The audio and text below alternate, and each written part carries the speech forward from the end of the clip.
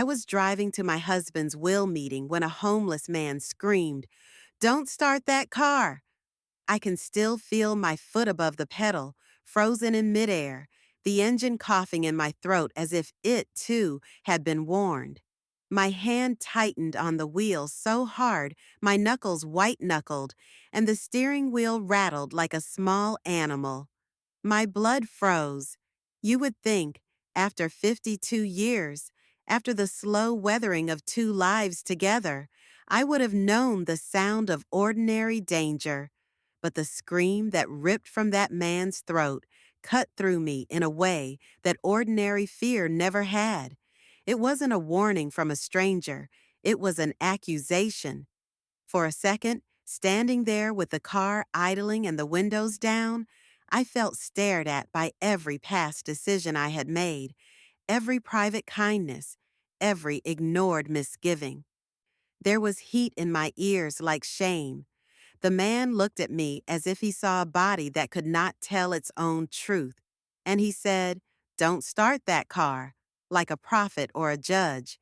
I wanted to hurt him. I also wanted to kiss him for saving me. My hands shook as I killed the engine. I looked across the street at the courthouse clock, indifferent and cold, ticking like a metronome for other people's griefs. I had an appointment. I had prepared myself with the steady, small preparations of a woman who lived in the same house long enough to know every floorboard's complaint, who could make lists in her sleep and speak of attorneys as if naming them would contain the storm. But the homeless man's voice had cleaved something open in me. I remember thinking, absurdly, that I had never felt more alone even when surrounded by a room full of people who loved me. That is the cruel geometry of betrayal. I suppose I should start at the beginning, by way of apology to anyone who thinks this was all just a tragic misunderstanding. I am not young. I have hair that the world would call silver, but I wear mine like a flag, stubborn and visible. I have hands that have folded laundry, cooked meals, planted tulip bulbs in autumn, and coaxed them into light in spring. I was the center of my family's orbit, the woman who ironed shirts for an anxious husband on the morning of his first big job, the woman who stayed up late sewing buttons and making tea when someone had a fever. I loved with the small, stubborn kind of love that doesn't always burn with fireworks, but keeps the house upright and the children fed and the bills paid. My husband, his name was Frank, was steady in the way old men are steady when they've earned the right to be trusted. He was not a saint. He had faults that were as familiar to me as his laugh, and those faults made him lovable in a private way only I could see. He had a way of humming in the mornings and a habit of leaving his glasses on his head when he leaned over a newspaper. He believed, perhaps foolishly, that family was the iron core of the world. We married in a church under lights that were not very bright and danced to a waltz someone had played on an out-of-tune piano. We bought a house with a lawn that was too big for us in those early years and filled it with secondhand furniture that fit together like puzzle pieces. We raised a son and taught him the language of kindness. We tried, perhaps naively, to teach him how to choose. Our son, Michael, was a good man in pockets of his life. He could be tender. He could also be impatient. He married Olivia. Jessica had been the name I liked when she was a girl, but she grew into Olivia, as if trying on a gown. Olivia arrived into our lives with a smile like a set of polished coins, bright, expensive, and slightly cold at the edges. At first, she seemed like a welcome gust of spring wind. She wore perfume that hovered and lingered. She brought ambitious plans and a small army of polite opinions. She was, I told myself, simply part of my son's happiness. And wasn't that all that mattered? We had harmony at the start, the kind of domestic music that makes people think everything will be the same forever. Dinners, holidays, Sunday drives, those small rituals that stitch years together. Frank and I were proud of the life we had built and of the boy who grew into a man. We were proud enough to be vulnerable. We let our grandson, no, we let Michael and Olivia's boy learn in our house. We let them in because houses are not simply structures. They are repositories of faith, of complacency, of trust. We believed in the ordinary. There is the root of my mistake. The early suspicions were small, almost childish in their pettiness. A purse left in the wrong room, a checkbook with numbers that didn't match the usual arithmetic, a new blouse in Olivia's closet that matched a name she'd never mentioned. I told myself I was imagining things. I told myself that at this age, it's easy to smell conspiracy in the steam of your tea. But suspicion grows like a weed if you water it with silence. And I was watering it. There was the first time I found one of Frank's pens missing from the drawer, a pen he used to write notes on the back of envelopes when he wanted to be private. It seemed idiotic at the time, a pen, but that pen was his habit. It sat where he left it as reliably as the sunrise. I'd ask, "Have you seen my pen?" And Michael would smile like a boy apologizing for taking candy. "We must have moved it," he'd say, but his answer pricked me. The prick was like a mosquito on a summer night, tiny but insistent. Then there were late-night phone calls that would end abruptly when I entered the room. Olivia made a habit of being near when the two of us spoke, hovering like a fog that cooled conversations. She was always helpful, helpful to a fault. She offered to take over tasks, to organize paperwork that I had rearranged my life around. At first, I accepted her offers, grateful. I would not be an ungrateful mother-in-law. But gratitude turned over into a sourness. Her offers were not simply helpful, they were invasive. She began to ask about accounts I had always thought private, about passwords and the location of the wills. She would stare at financial papers as if reading a menu, casually remarking on small sums as if they were appetizers she hadn't yet tasted. It was money that smelled the most like betrayal. Small withdrawals with reasons that felt like jokes, checks written to gifts, in handwriting that might have been mine or might have been traced with the casual cruelty of someone who believes the truth is malleable. There were times when my bank would call me, "Mrs. Ellis, is this a normal purchase for your account?" And I would clap my hand over the receiver because a small part of me still believed in the universe as a reliable ledger. But ledgers are written by people. People make choices. People fabricate. There was also, beneath the financial unease, a coldness in the room where once there had been warmth. Olivia's smile sharpened when she looked at Frank, like the smile of someone assessing value. She became sweet right when the stakes were highest, turning on the charm like a faucet when there were guests. When the camera's old eye would capture her, but in private, she'd cut corners of intimacy the way a seamstress trims fabric, precise, unbothered, remorseless. She did not laugh at my jokes. She liked my cooking, but did not learn the recipes the way a daughter-in-law sometimes does, absorbing them as if they were part of her heritage. Instead, she marked them down, possibly for the day she would parade them in the kitchen of her own house. The first time I saw what could be called outright deceit, it was small enough to be dismissed. I discovered a letter, otherwise innocuous, hidden in a drawer. It was for me, yet it had been opened and the corner folded in a way that spoke of someone who had read it like a lover reads forbidden pages. Standing at the sink with the knife of betrayal in my belly, I thought I tasted iron on my tongue. It was the smallest cut. It bled. My anger was not immediate. At first, there was confusion, and like many women raised to be reasonable, I told myself to wait. The world teaches you, if you are a woman of my generation, to be patient, to let men sort their conflicts like fiddlers tuning their violins. But patience is a poor anesthetic for the slow poison of deceit. The more patient I pretended to be, the more the house rearranged itself into a stranger's map. There was a night when I remember feeling the room tilt in an almost physical way. Frank sat in his armchair with his book, that old dog-eared copy of something serious that he had never quite finished, and Olivia sat on the couch with a tablet, scrolling through numbers. Michael was late from work. The quiet of a house should have been comforting, a kind of familiar blanket. Instead, it felt like a trap closing. I stood at the doorway watching them with the hunger of someone watching for a season's change.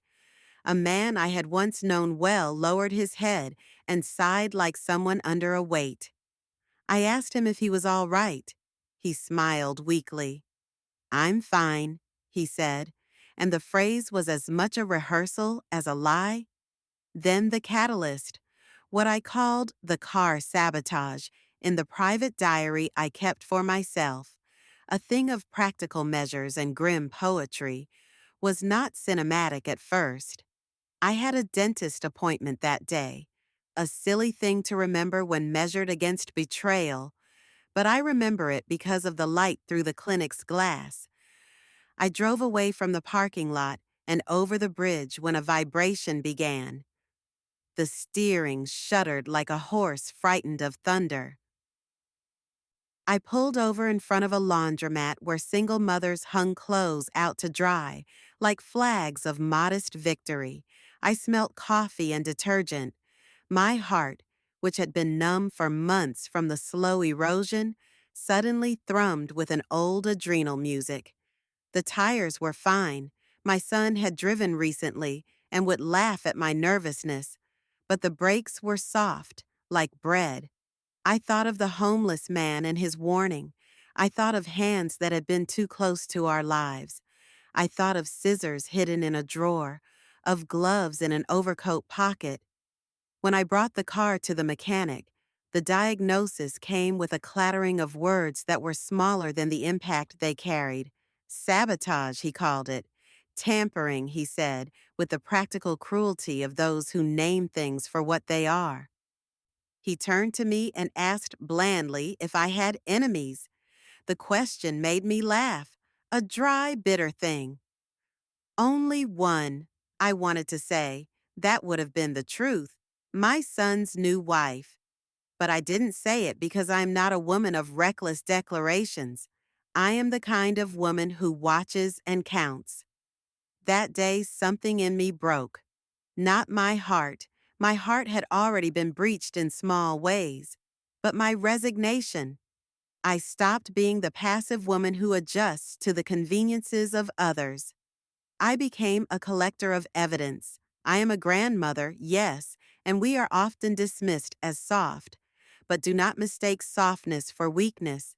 I gathered the receipts and the notes, the oddities in bank statements, the odd visits to old men from a woman who had once been polite.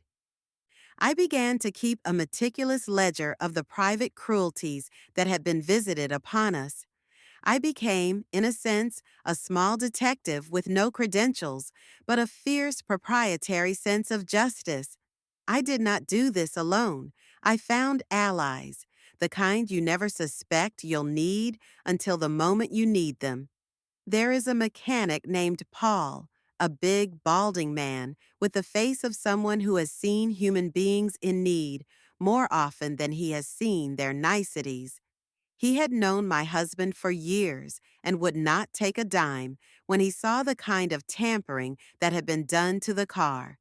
He is practical where others are sentimental, and in his hands I saw the first hint of fire. "They don't know we're watching them," he told me once, wiping his hands on a rag like a priest absolving a sinner. "You keep your receipts and bring me the car when you think something's wrong." Simple things, clear eyes. There was also Carmen, the nurse from the clinic who became an unexpected friend.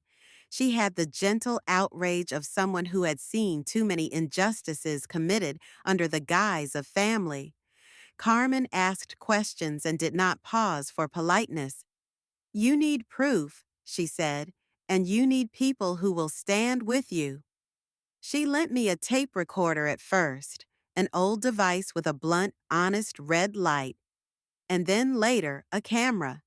In her living room, drinking too strong coffee, she taught me how to capture moments without making them look contrived. "You need to be like water," she advised, "invisible and still until your moment to dam the river." I liked that. I am not sure I ever managed to be invisible in anything, but I learned the language of evidence. Michael behaved like a son who wanted to placate. He came around with excuses that had the smell of brushes, sweeping things out of sight rather than addressing the rot under the floorboards. He would call and always end the conversation with a phrase that incensed me. "Mom, you're worrying too much." Do you know how dismissive that sounds, coming from the child you raised?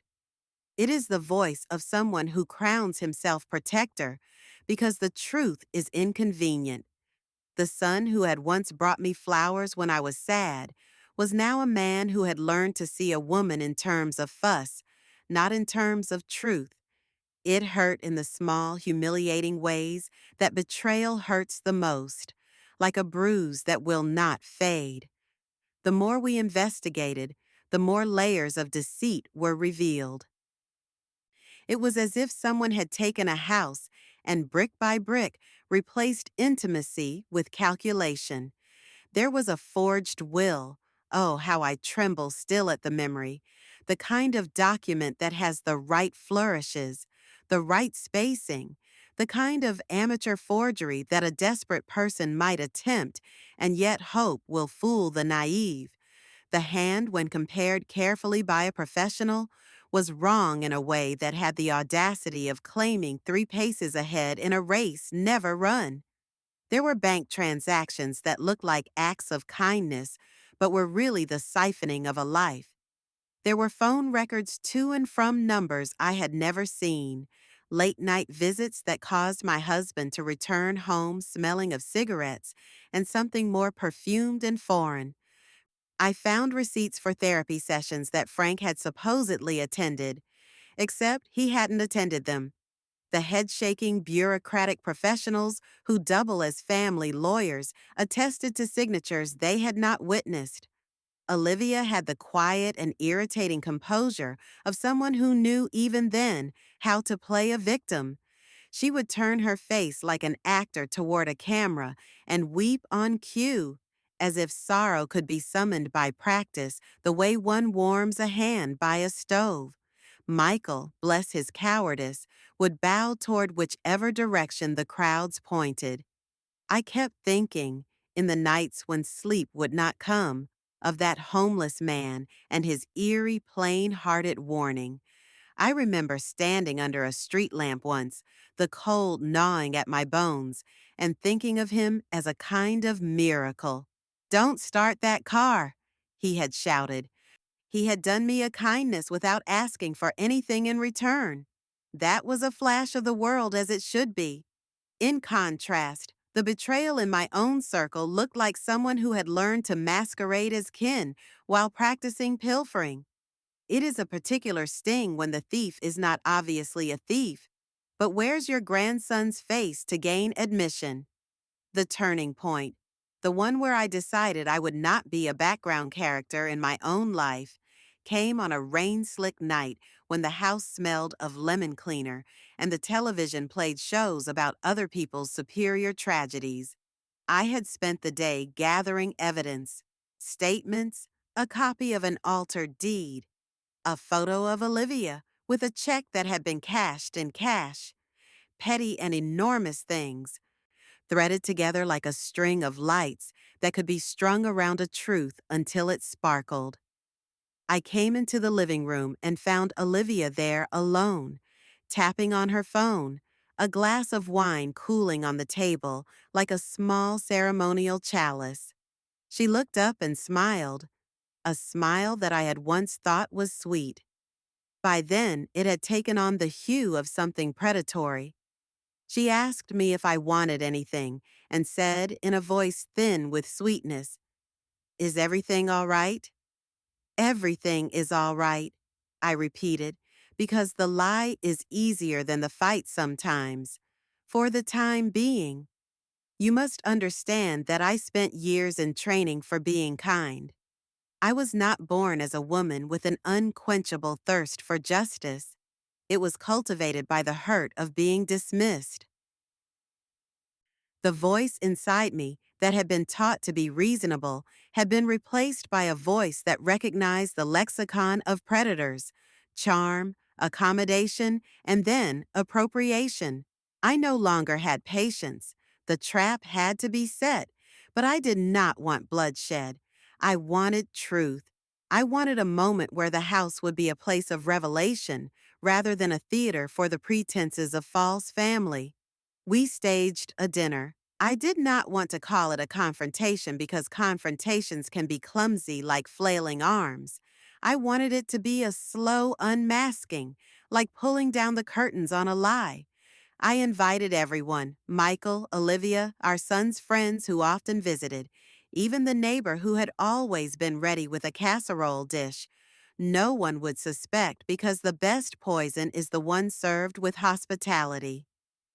In the week leading up to the dinner, I planted things carefully. A recorder hidden beneath a tablecloth like a seed. An extra camera tucked behind a picture frame, its lens peeking like a curious eye. A plate set that always made Olivia comment on the china, because little things feed big suspicions. You might say it was theatrical, and perhaps it was. But there is a kind of theater in justice. It requires an audience, even if the audience is only the unblinking law. The night arrived. The house smelled like roast and rosemary, the kind of smell that makes people relax and forget. Frank sat in his chair, thinner now, the weight of age and disappointment lying about him like a shawl. Michael was polite, opening doors and making small jokes. Olivia wore a dress that suggested she had thought of the evening as an opportunity to shine. I sat at the head of the table and pretended to be nothing more than a woman serving a meal. We ate. The conversation was small and polite, until it wasn't. I had made an offhand remark about the will, something as casual as saying, "You know, Frank always wanted everything done right," and then watched as Olivia's face flickered. And for the first time since this had started, she dropped the mask for a millisecond. That sliver was all I needed. Later, when the coffee was poured and the dishes cleared, I asked them casually if they could help me with some paperwork I wanted to rearrange. It was the sort of domestic chore that would justify a request for help. I asked Michael to bring the file from the study.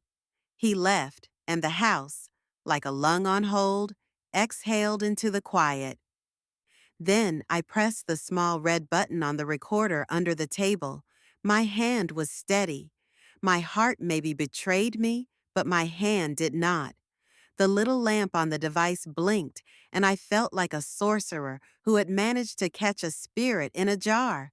I asked a question I had rehearsed 100 times in the privacy of my kitchen, in the dark, in the nights when grief made me speak aloud to no one. "Olivia," I said, "can you tell me how the contributions for the renovations were handled last year?" The question was simple. She answered with that practiced sweetness. "We all pitched in," she said. "Michael and I offered to take care of it because you and Dad had so much on your plate." "Which account did you use?" I asked.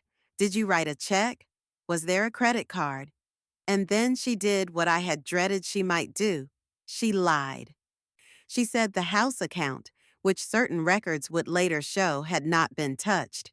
She said Frank had consented.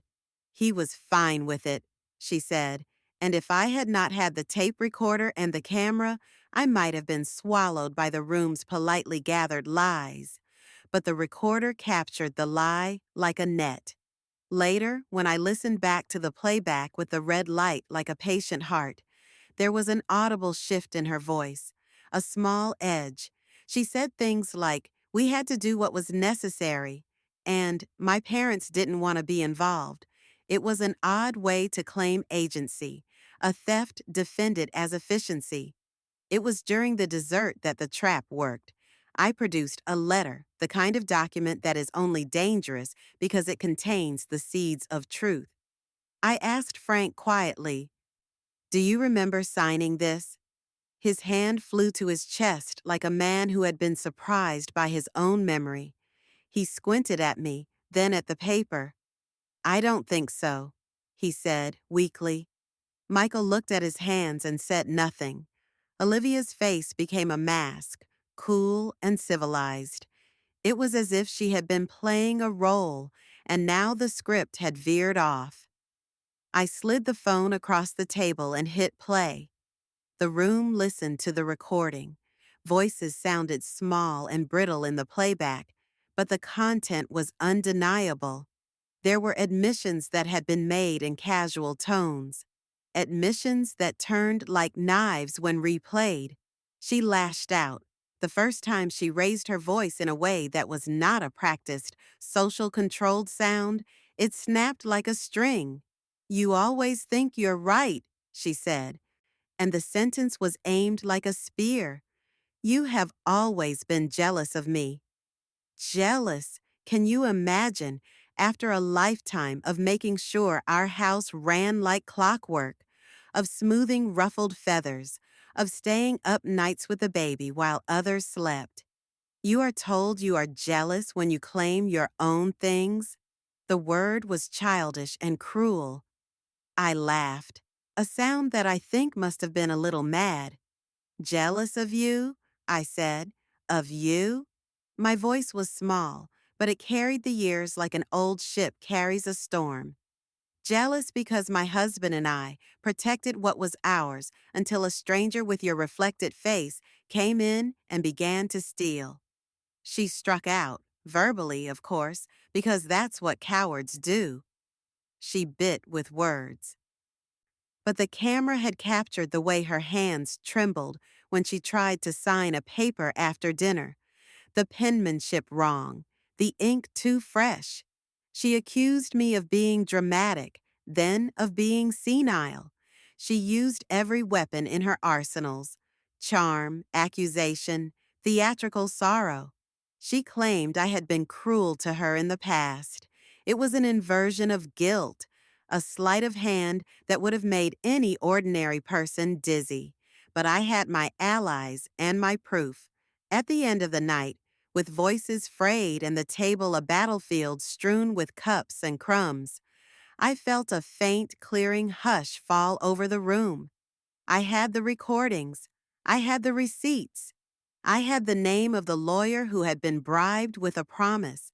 I had the notes from the mechanic. I had the photographs of signatures that matched the curve of someone's hand more than another's. I had the grit of truth collected like a handful of coal. The next morning, the law took over in its slow and deliberate way. There are people who romanticize the courtroom, imagining swift scales and immediate justice.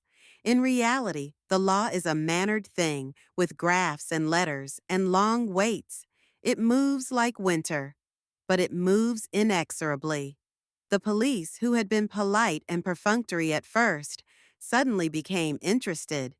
The evidence I had collected, organized as only a grandmother with too much time and too much hurt can organize it, was useful. The forged will could be evaluated and compared.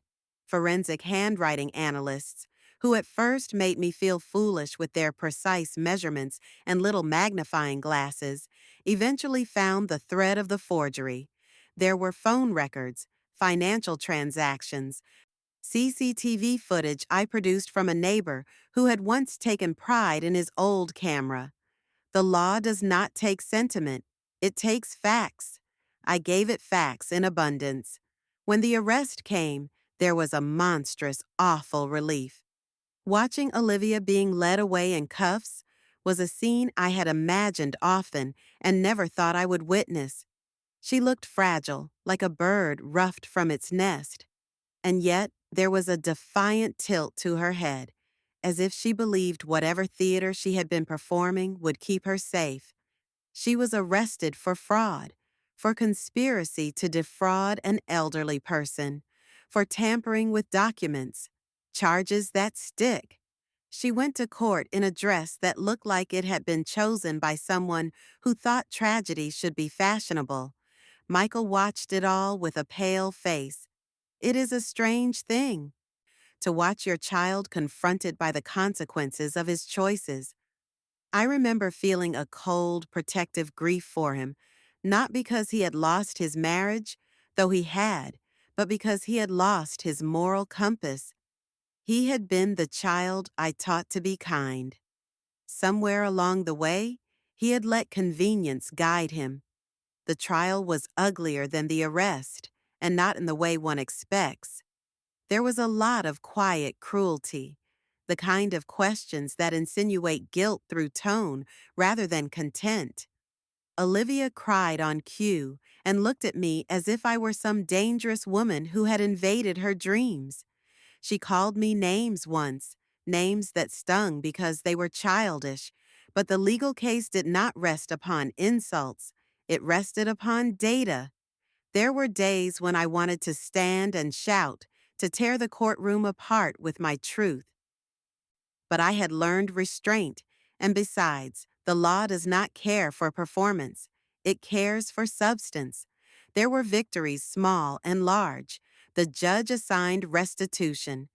Olivia and Michael had to repay some of the funds, though not all, because the law isn't always perfect, and because sometimes greed has been measured and absorbed into the systems of our lives in a way that makes perfect recovery impossible.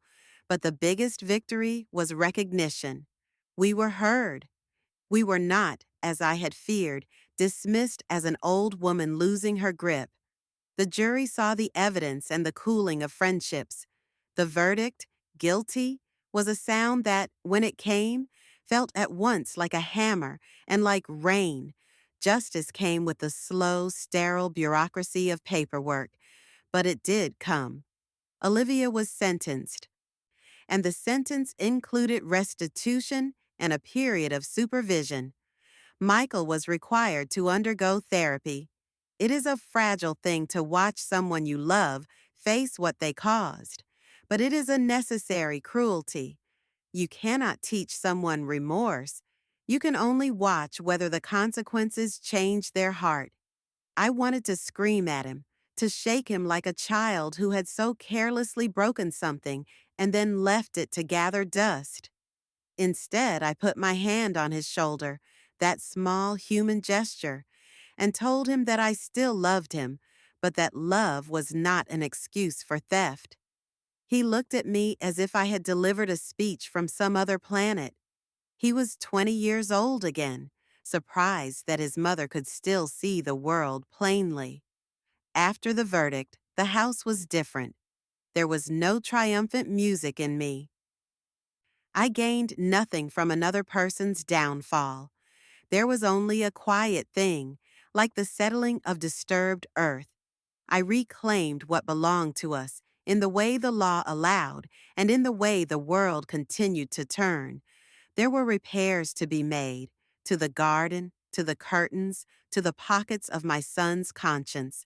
My husband, who had been so unfairly dragged into the middle of this, found his peace in small acts, putting his shoes by the door, humming in the mornings again, occasionally standing at the window, looking out at the street as if trying to relearn how to be surprised by the day. Forgiveness did not come easily. There were nights when I lay awake and traced the border of my hurt like one traces an old wound. I had been betrayed not just by a person, but by a betrayal's ordinary calculus, the slow mapping of convenience onto cruelty. How do you forgive someone who calculated you as if you were an inventory item? Yet we aged together with our frailties, and my husband, in his gentleness, found a way to soften the edge. I found myself speaking to Olivia, briefly through the thin barrier of legal counsel, saying things that were not learned in a courtroom, that our family had been torn, and that mending requires admissions that are not enforced by law. It was a small, trembling olive branch extended by someone who had been taught to sow. Carmen and Paul became almost family to me, allies with no ties, but the common thread of witnessing a wrong and doing something about it. They came to the house sometimes for tea and didn't ask for stories. They simply sat and listened. There were other neighbors who brought pies and casseroles, and I learned something about community. It's not made of grand gestures, but of small, continuing acts. Someone bringing trash bins back to the curb. Someone mowing the lawn when the spirit to move weighs heavy. Gratitude for the small things grows in a house when big things have been taken away. I learned to listen differently. For years, I had listened for the sound of footsteps and laughter and certain fragrances. After the betrayal, I listened for the small truth beneath the lies. The hush at odd times, the clink of a cup, the quiet sigh that means more than a sentence. I became, if nothing else, more alive to the detail of other people. There is a particular kind of grief that does not evaporate, it becomes part of the soil. It feeds a sort of wisdom that is less pretty than pride. I found myself more patient with insincerity because, having been burned, I knew the temperature of betrayal and could measure it before the flame finished. People asked how I got through it. The honest answer is not pretty. I got through it by doing what anyone does when they must save something they love, by working. I kept a schedule as if I were a nurse in a ward, making sure every small thing had its place. I made lists for the household, for the law, for the garden. In lists, you can control a world. I went to therapy, not because I had to, but because it was a useful mechanism for understanding the mechanical bits of rage and disappointment inside me. I learned to name what I felt: anger for the theft, sorrow for the loss of naive belief, dread for the way people can shift into wolves when they think there's something to be gained. Naming feels like removing a splinter. It hurts while it's being done, but eventually the wound heals. There were also moments of unexpected kindness that soothed the burn. The homeless man, yes, the one who had shouted at me, met me once more by the library. He recognized me, no small feat in a city where faces blur like rain on windows. He tipped his hat, a ragged thing, and said, "You're the lady with the car." I wanted to hug him then and there, to thank him for that half second of warning that had bent my path from tragedy to anger. He did not want anything. He told me simply, "People are greedy sometimes. You have to be sharper than they think." It is a strange consolation to get wisdom from the least expected mouths. At the reckoning's end, there was an accounting not only of money, but of heart. Olivia paid what she could, and then after the sentence, there was a small, quiet period where I entertained the idea of rehabilitation, not for her, but for our family's soul. Michael came to terms with his choices in the liturgy of therapy, of small admissions and slow reconciliations. Frank, resilient in his way, began to smile with his mouth more than with a reserve. We took walks longer than before, letting the sun strike our backs in the way that warms old bones. I learned again to accept kindness without suspicion. In time, the story became a kind of cautionary tale I told to my grandchildren, never with the fine vitriolic detail of the courtroom, but with the moral clarity of a grandmother who has seen the cost of inattention. Watch who you trust, I say to them like a proverb. Hold your heart with both hands. They look at me with that peculiar combination of youth and cosmic entitlement, and sometimes they do not understand. That is all right. When you are young, you must burn your hands a little to learn the world's heat. When you are old, you tell the story so the little ones might not burn as badly. There were also symbolic closures. I planted tulips where our lawn had been worn by traffic and teenage games. My fingers, which had once been busy with bread and laundry, were busy with bulbs that wait in the dark for the proper time to explode into color. I gave one to the homeless man when spring came, a small offering of gratitude, a bulb wrapped in tissue. He laughed and said that he would plant it at the park and that children would think a miracle had happened when it bloomed. There is a pleasant cruelty in life. It gives you small beauties after it takes from you. Another symbolic closure came on a Sunday morning when the sky was blue and Frank, with his slowness, brewed coffee and hummed. I stood at the sink washing dishes and had a sudden, fierce awareness that life continued. The clutter of the world had not ceased. The news still shouted. Neighbors still had pettiness. But in the small domestic rhythm, there was a reclaiming. I sat at the kitchen table and wrote a letter to Olivia. It was not an apology. It was not a reprimand. It was a little thing. We are not enemies. We were once a family. If you can find your way back, learn to name the hunger and to feed it without stealing. I do not know if she ever read it. The law had closed her chapter with us, but I needed to say something that was not mortal and sharp. I needed to release the rope. People ask me now whether I forgave her. Forgiveness is not a single action. It is a series of decisions spread like small, careful stitches. Did I forgive Olivia? In parts, yes. Not because she deserved it, but because living with such a ledger of resentment would have hollowed me. I forgave her. I forgave my son. I learned to forgive myself for the things I thought I had missed. Forgiveness is a pragmatic thing. It allows you to sleep and to plant bulbs without fury. Healing came slowly and like a reluctant friend. I mended relationships where possible. I kept the ties with Carmen and Paul. I learned to be suspicious in the small ways that keep you safe, not paralyzed. I learned to ask for help more readily. A lot of older people get used to being islands. I am not an island now. I have a small network of people who will bring soup, mow the lawn, or sit with me and discuss the absurdities of life. There is a dignity in being cared for as well as in being the caregiver. It is a balancing of scales. From a moral perspective, I suppose the story is about vigilance, but it is also about the human capacity to be terrible to those who love us most, and about our capacity to survive that terribleness with some measure of grace intact. I do not want to leave the impression that I am a hero.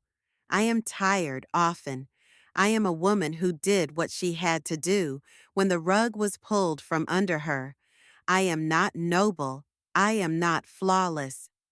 I am a grandmother who found weapons in the form of tape recorders and patient paperwork and used them with the stubbornness of someone who had too much to lose.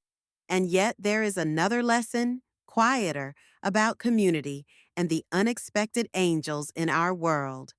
The homeless man who shouted at me that day, what did he care? He had no ties to me that I could see, and yet he intervened. Carmen and Paul stepped into roles they never expected. The neighbor with the old camera offered footage without fanfare. The lawyer who eventually did the right thing, for reasons I will not pretend to divine, helped hold a steady scale. People who are not family sometimes become family in ways that make you think the word family is larger than you had believed. So I end, as I began, with a small reckoning of how the heart and law converge. Justice is not solely about vengeance. It is about reestablishing order so that the ordinary can resume its ordinary tasks without being preyed upon. I do not rejoice at Olivia's downfall. I only rejoice that the house is ours again, not because we seized it in arms, but because we reclaimed our life through truth.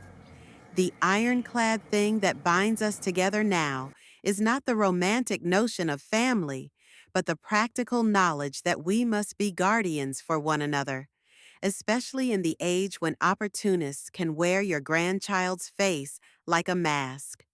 If you have ever faced betrayal, if you have felt the cold of someone, the truth is a heavy thing to carry, heavier even than the bag of groceries I still lift each week, though my knees protest. After the trial, people offered platitudes. At least you have closure, they said, as if the word could be sewn into the ragged edges of my life and make them whole. Closure is a tidy myth. What I experienced was a slow, stubborn reweaving of a life that had been pulled apart by hands that pretended tenderness while they stole thread. There are mornings when I wake and my first thought is inventory. Who is still here? Who has left? What has been taken and what remains? Inventory is the work of someone who has been robbed. You learn to count again. Anger lived in me then, like a tenant who refused to leave. It was not theatrical fury, it was a grinding insistence. It woke me at night, reminding me of small betrayals that had once seemed harmless, an altered page here, a withdrawn check there, and demanded recompense, not in money, but in truth. People ask me if I held hatred. I did in the immediate months after discovery, but hatred is heavy and useless. I converted it into a machinist's patience and a gardener's vigilance, tools and habits that do not consume you, but rather fix things so they do not collapse again. The thing about being angry in the way I was, sharp, right, righteous in the way only someone who feels violated can be, is that it strips you bare of the performative civility people expect of you. I became less polite in the right moments. I stopped answering calls that yellowed me with excuses. I stopped pretending that ignorance could be an excuse for indifference. Politeness is a language polite people use to keep bad things from dissolving relationships. I stopped using it when it shielded the wrongdoer. If that made me appear harsh to some, so be it. I would rather be a woman misunderstood than a woman plundered. What surprised me most was how many small secret choices had to be made to survive. For example, I changed banks. It sounds petty, pedestrian, but it felt like moving a fortress. I set up automatic alerts in ways that seemed paranoid to my old friends. Messages when any account was debited past a certain number. Notifications for transfers out of habit. I learned to be fluent in financial minutiae, something I had left to others for decades. And that knowledge felt like a small private armory. Knowledge in the aftermath of betrayal is the fortification that survives. There was also anger directed inward, which is always the cruelest. How had I missed it? How many obvious signals did I disregard because I wanted family to be a place of safety? I replayed moments in my head like a child endlessly rewinding a favorite tape. Olivia's casual touches that were tests rather than signs of affection. Michael's small evasions that had been smoothed over with a shrug. My mind became a courtroom of its own, prosecuting my failures to see and my cowardice to act sooner. But guilt has a function too. It is a teacher if you let it instruct rather than annihilate. I learned painfully that people change more easily than you might hope, and that sometimes they change toward ugliness for reasons that will never sit comfortably with the neat narratives we prefer. Greed is not a sudden apparition. It is a slow learning, a taste for ease, the gentle desensitization to another's boundaries. It can begin in what seems like a kindness. Let me handle that for you, and harden into a culture of taking without asking. Perhaps this is why the homeless man's shout felt like prophecy. It was a raw, honest interruption into a polite trajectory. Sometimes the most honest people are those who have nothing to lose, and therefore the least reason to lie. There were awful moments, moments the tabloids would have loved because they are compact and sensational, where people asked me whether I could have outsmarted them sooner. The truth is not sensational. I could have, perhaps. But the price would have been amateurish paranoia in my family and the slow erosion of the simple joys that once made our home tolerable. You cannot be both a mother and a private detective with grace forever. There are trade-offs in everything. I chose the life of trust and gardened it. Someone chose to see it as a market ripe for harvest. That choice belongs to them, not me. When Olivia was taken away in cuffs, a peculiar silence fell over our neighborhood like a sheet. The neighbors who once waved as if nothing could cleave open the domestic peace found themselves glancing at the Ellis house and whispering as if a ghost might answer. It was a mixture of embarrassment and relief, the kind of communal discomfort you get when a shared secret is made public. People came forward afterward with small confessions, odd comments they'd overheard, times they'd seen Olivia near the mailbox when she had no business to be there. Regret accompanied these confessions like a shadow. Regret is the second-hand currency of those who didn't act quickly enough. It buys you nothing except the taste of having failed to prevent wrongs you later helped document. Rebuilding trust was less triumphant than you might imagine. My husband and I did not suddenly sit in rocking chairs and talk about the world in generalities. Instead, we did small, stubborn things. We reestablished routines, tea at 4, a newspaper read together at dawn, a walk after dinner when the air drops like an old curtain. These were not grand reconciliations, but they were stitches, and stitches matter. Frank had a way of placing his hand over mine when we sat in the living room, not saying much because feeling things can be an ugly job that doesn't require language. I accepted his hand because acceptance is sometimes how you decide to make peace. Michael's path to contrition was the slowest and most tender. He did not make a sudden dramatic confession. Instead, he began to attend the sessions and then to speak in small, disarming ways. He would call from work with a voice that seemed like a stranger at first, more adult, less defensive.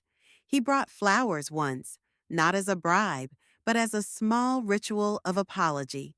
Stubborn, awkward, sincere. I forgave him in measured increments.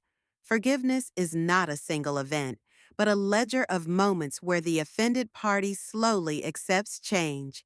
Each time Michael chose honesty over pretense, the ledger balanced a little more. The question of reconciliation with Olivia was the thorniest. The law had done its work, but the human work is never quite as clean. I found myself vacillating between a cold moral clarity, she stole and must pay, and an uncomfortable empathy for a person who had once seemed so eager to fashion her life according to the image she wanted others to see. I tried to imagine what it would take for someone to stop arranging their life around appearances and to start deriving worth from honest labor or kindness. Perhaps nothing I said or did could lead to her moral change. Perhaps the weight of consequences and the exposure of her deeds would catalyze a kind of remorse. I wanted to hold out hope because hope is what keeps us from hardening entirely into our worst selves. There were practical consequences we could not avoid. The finances were not entirely recoverable. Some funds were lost to the pragmatic arithmetic of life. Money has a way of performing like a tide, here one moment and then eroded by current and time. We tightened our belts, as older people tend to do, counting smaller pleasures because they are often more intense. We learned to find the same warmth in a thrifted sweater or a long phone call with a distant cousin. These small austerities were humbling and educational. They taught me that dignity is not the same as wealth and that your family's love need not be measured in ledgers. The community changed, too. People who once visited with casseroles retreated. Others stepped forward with surprising grace. That is something I will always carry with me. The memory of small hands offering help for no reason but kindness. Carmen, who took tea with me and listened without judgment, became a permanent fixture in my calendar. We meet and trade gossip about the neighborhood, like spies in a gentle war. Paul the mechanic would come by and fix my loose gate latch because he held a grudge against anyone who terrorized an old lady. It filled me with gratitude to see people step into roles larger than what they'd been given. These are the quiet heroes that make justice more bearable. They knit the torn fabric of a life with their steady hands. After the dust settled, I took to writing more than ever. I wrote letters, some delivered, some simply folded into drawers as exercises of the heart. I wrote to the court, to the parole board, to those who deserved to know my side in clear, unadorned prose. I wrote also to strangers, sending notes to organizations that help the elderly guard against fraud. Writing felt like building a bridge toward something useful. If my pain could educate, then perhaps it could spare another grandmother the same betrayal. There is a purpose in converting pain into instruction. It gives the suffering a trajectory other than mere victimhood. I tell this story now, not for revenge. Revenge is crude and unsatisfying, but because the world needs to hear that betrayals often arrive wrapped in domesticity and friendly smiles. They are not always the dramatized thefts that thrill a newspaper. They are often the precise, patient manipulations of someone who learns your routines and exploits them. Be investigative in small things. Be suspicious when help arrives hot and insistently. Keep records and copies. It sounds clinical when I say it, and perhaps it is. But survival, especially at my age, demands a clinical approach. Sometimes I'm asked if I would do anything differently. Would I have been less trusting earlier in life? The honest answer is both yes and no. Trust has brought me children, friendships, and a marriage that, in all its flawed glory, sustained me across decades. Trust allowed me to sit at my kitchen table and plant bulbs without counting them as investments to be harvested by others. I would not give up those years because they are the core of who I am. But I would have been more attentive to the small oddities, the whispers under the laughter. I would have shown myself the mercy to question without being ashamed. That is a lesson I wish to hand down to others, wrapped in gentleness and strictness both. Recovery, for us, became a series of ordinary practices: budgeting, therapy, weekly calls to family members, scheduling visits so Frank would not be alone. We even started a small knitting circle with neighbors, an odd domestic rebellion against cruelty. We met every Thursday, and while we knitted, we talked about banal things and sometimes about the trial. Knitting taught us patience and the beauty of small stitches. It is an odd metaphor, but I like it. Each loop on a needle is a tiny practical act toward creating something warm. That comfort was necessary after so much cold. The moral of this long and crooked path is not tidy. It is not a sermon on virtue, nor a simple cry of denunciation.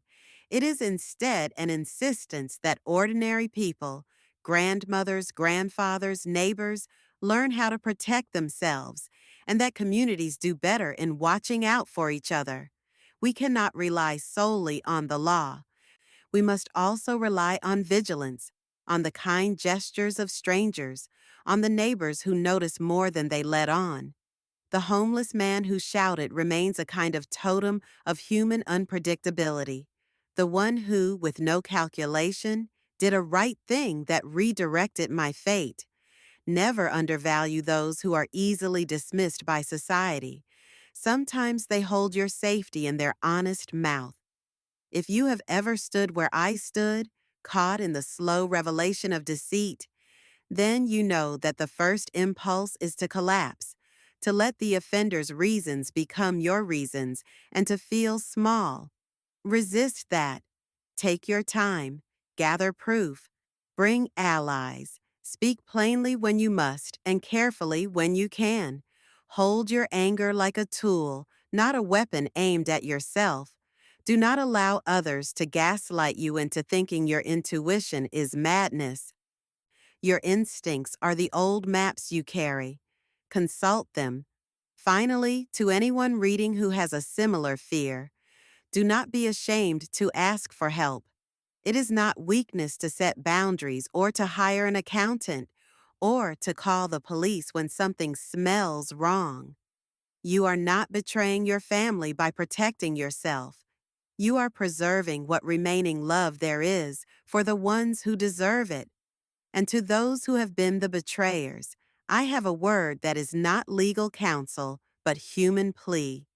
If you have taken what is not yours, return it. If you have stolen from people who loved you, search inside for the capacity to repair. The law can demand restitution. Only a heart can deliver true repair. If this story touches you, if it makes your skin prickle with the memory of your own betrayals, tell me.